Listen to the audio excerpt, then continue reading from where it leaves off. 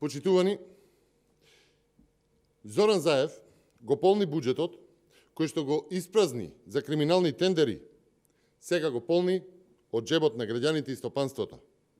Покачената акциза на Заев и Ангеловска удри и по граѓаните и врз стопанството. Штетите ќе одат и до 178 милиони евра на годишно ниво, само заради покачување на акцизите. Заев го отежна и поскапе и товарниот превоз. Заев од джебот на превозниците, кои се главна алка при извозот и увозот во Македонија, зема и до 40 милиони евра на годишно ниво. Почитувани, во услови кога има проблеми на светско ниво со превоз на стока, владата наместо да им помага на транспортерите, таа им одмага. Трошоците заради покачената акциза на месечно ниво за камион кој што врши внатрешен транспорт на стока се зголеми и до 350.000 денари, односно за околу 6.000 евра. Доколку тој камион врши транспорт на стока на релација Скопје-Келн, за пример, која е околу 2000 километри и врши 6 тури месечно, нивото на трошоци само заради покачување на акцизата ќе треба да биде околу 2.100.000 денари повеќе, односно 35.000 евра. Трошоците за целиот сектор на месечно ниво се зголемени во висина од 33.678.000 денари до 202.068.000 денари, зависно од релацијата. На годишно ниво, транспортниот сектор ќе плати и до 2 милијарди 424 милиони 816.000 денари, односно 39 милиони 427.902 евра повеќе само заради покачената акциза од Зоран Заев. Со зголемувањето на акцизата, Заев им зема и на земјоделците. Земјоделците на годишно ниво треба да платат и до 2 милијарди 729 милиони 202.000 денари, односно 44 милиони 377.268 евра повеќе, само затоа што Заев решил да го полни буџетот на нивен грб. Имено, земјоделец со 5 хектари земја за еднократна обработка на истото ќе потроши во просек 20 литри гориво на хектар, односно 100 литри за 5 хектари. Тој, само заради покачувањето на акцизата, ќе плати 350 денари повеќе за еднократната обработка. Доколку во текот на годината има од 10 до 15 операции на нива, трошокот само врз основа на покачената акциза ќе биде 3.500 до 5.250 денари, доколку се земе предвид дека во државата има 519.848 хектари обработлива површина, како што е нотирано од ДЗС, доаѓаме до бројката од 44,3 милиони евра. Почитувани, погодени се и фирмите кои што се занимаваат со дотурна роба на државно ниво, но и со превоз за сопствени потреби. Имено, во државата се регистрирани 37.005 товарни автомобили кои трошат и до 7 литри на 100 километри, и доколку се земе дека истиот во просек минува и до 4000 километри на месечно ниво, доаѓаме до сума од 112.000 денари, односно скоро 2000 евра, кои што фирмата ќе треба да ги плати само затоа што на Заев му текна да ја покачи акцизата. Тоа на годишно ниво за целиот приватен сектор значи и до 49 милијарди денари, односно 80 милиони евра. На удар на Заев се и граѓаните. Во Република Македонија во 2018 година се регистрирани 415.051 патнички автомобил, поголемиот од нив собственост на граѓаните. Доколку предпоставиме дека едно просечно македонско семејство троши околу 50 литри гориво на месечно ниво и таа бројка ја помножиме со 3,5 денари, колку што изнесува покачувањето на акцизата, и со бројот на патничките автомобили, доаѓаме до бројката од 72.633.925 денари, односно 1,2 милиони евра. Пари кои што граѓаните треба да ги платат заради покачувањето на акцизата на Заев и на Ангеловска.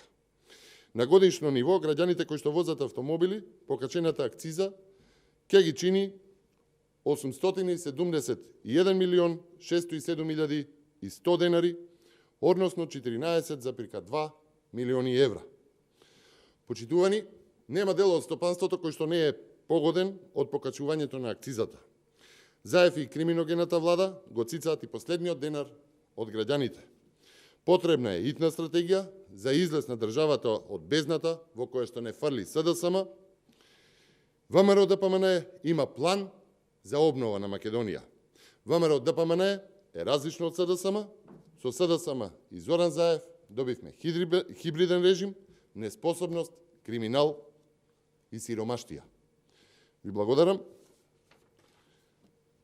По овие бројки кои што покажуваат како се девастира и цицаат парите од граѓаните врз основа на покачената акциза од Зоран Заев и Нина Ангеловска, дозволете ми да ги прочитам и прашањата кои што беа испратени до ВМРО ДПМН, а потоа и да ги одговорам.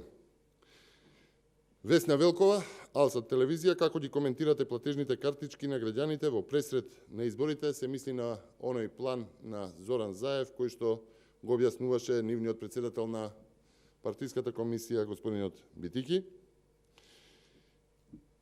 Се работи за чиста идеја, за чист подкуп во рамки на предизборието кој што го турка Зоран Заев, ветува пари, им ветува пари на граѓаните, им ветува она што и претходно го ветуваше 500 евра или пак 13-та плата или што се не се изнаслушавме во предизборијата од Зоран Заев, а од тоа гледаме дека нема ништо. Според експертите од областа на банкарството и од областа на платежните картички и трговијата во безготовинското плаќање, речиси невозможна е оваа мисија да се издаде картичка за еднократна употреба, која што би се користела само на територија на Република Македонија, односно, тоа може да се случи, но ќе чини многу повеќе од она што Зоран Заев сака, односно го нуди, го ветува, да не речам го лаже народот, во предизборието. И тоа, од изработка на картичка која што би се користела само во Република Македонија, преку договори со банките, до штелување на посттерминалите, секаде каде што постојат посттерминали, каде што ќе треба да се тргува со тие картички, за препознавање на таа домашна издадена картичка, да не спомнувам имиња на компании кои што работат со безготовинска трговија, кои што се вклучени во изработка на картички и во одржување на посттерминалите. Во секој случај сето тоа, изработката на една картичка и нејзината употреба ќе чини многу повеќе од она како помош што би го дале од 3000 денари до 150 евра. И сето тоа во услови на празен државен буџет, се на се од ова ветување од арсеналот предизборен подкуп на Зоран Заев, нема детали како тоа сето би се спровело и затоа одам во една ваква анализа, но тоа што е важно е дека советникот на Зоран Заев Битичи, како и Битичи председателот на партиската комисија, вели дека овие платежни картички би се користеле кон крајот на август и почетокот на септември, кога ќе паднела здравствената тензија, што во секој случај е спротивно од она што го кажува Зоран Заев, туркајки избори. Пристигна и прашања околу датумот на изборите. Арифи од ТВ21 вели, бидејќи се надевате на консензус, дали ќе предложите некој датум што може би се согласува за сите страни, средина на јули, например. Адриан Керими прашува кога ВМРО ДПМН ќе има конечен став во врска со изборите и дали Мицкоски планира консултации со лидерите на другите политички партии. Видете вака, што се однесува до консензус, неблагодарно е да се прави консензус врз здравјето и животот на граѓаните и неблагодарно е да се лицитира со датуми врз здравјето и животот на граѓаните. ВМРО ДПМН се грижи за здравствената состојба на граѓаните. ВМРО ДПМН е победник на престојните парламентарни избори, предвремени, договорени парламентарни избори, но тоа нема да го направи врз здравјето на граѓаните. Така што, ќе повторам уште еднаш, консензус ќе има во однос на датумите, тоа не смее да биде во насока и врз да се одрази врз здравјето и животот на граѓаните на Република Македонија. Ви благодарам.